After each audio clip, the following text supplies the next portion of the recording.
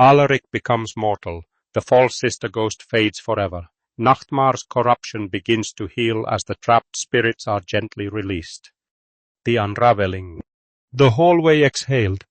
Alaric felt it first, a loosening in his chest as though invisible chains were unwinding from his ribs. The Heartstone's fracture had widened beyond repair, and with each breath he sensed the curse's grip slackening. His skin, pale for centuries, began to warm. The faint luminescence that had defined him flickered like a candle drowning in its own wax. He emerged from the shadows into amber light filtered through cracked stained glass. The patterns it cast, fractured and alive, danced across the stone floor. Dust motes drifted upward, and he watched them move with a clarity that was almost painful. His eyes were beginning to see the world as the living did, imperfect, temporary, real. 300 years of darkness finally giving way.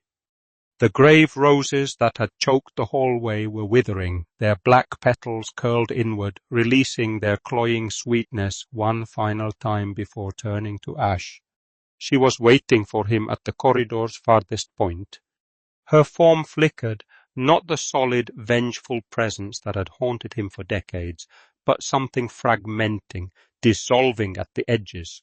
The false sister ghost, Isolde's sister, the manifestation of guilt and unresolved trauma that the curse had twisted into something almost alive. Alaric stepped forward, his cloak sweeping the dust-covered floor. Each footfall was heavier now, weighted with returning mortality. "Isolde's sister," he said, his voice no longer edged with the hollow resonance of the spectral. "She haunts me no longer. The veil thins, and with it the last of your malevolent hold." The ghost's eyes, bright with cold rage moments before, began to dim. She glided closer, her movements still fluid, still haunting, but slower now. "You think you have won, Alaric?" Her voice was fading, losing its edge. "The darkness within you still festers, waiting to consume all that you hold dear." He clenched his fists. His knuckles turned white, not from supernatural tension, but from the simple human effort of gripping his own hands. "The darkness has been my ally, my strength. Now with blood and flesh I shall forge a new destiny." She reached out, her fingers brushing his cheek. Her touch was cool but growing insubstantial, like breath against glass. "You cannot escape your nature, Alaric. The blood of Nachtmar flows through your veins, and it will reclaim you."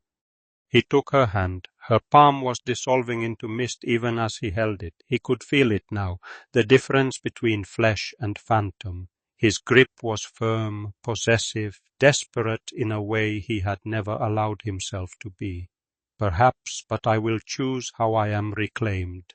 With you I found warmth in this cold world.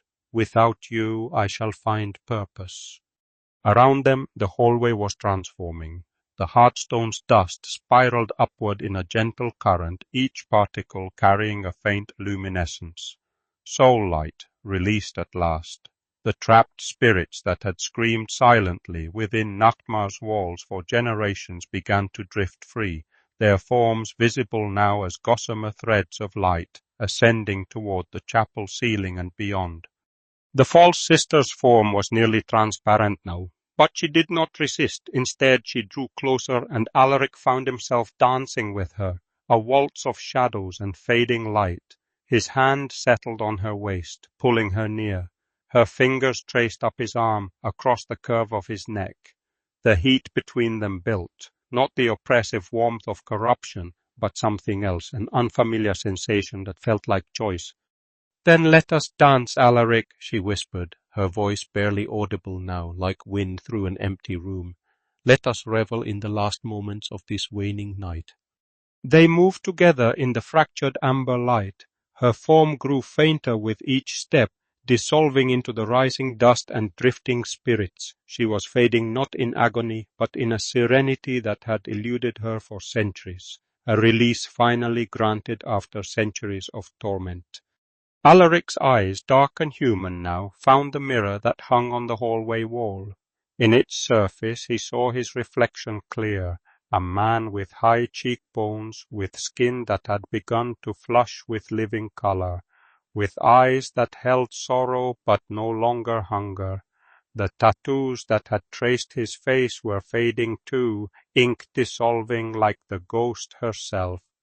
The false sister was almost gone now, her dance slowing, her hand growing lighter in his. She was dissolving into mist, into memory, into the gentle dissolution that came when a curse finally broke. "Forgive me," she breathed, and then she was nothing but air. The hallway fell silent. The grave roses had turned to grey dust that swirled upward in a gentle spiral, each particle catching the softening light.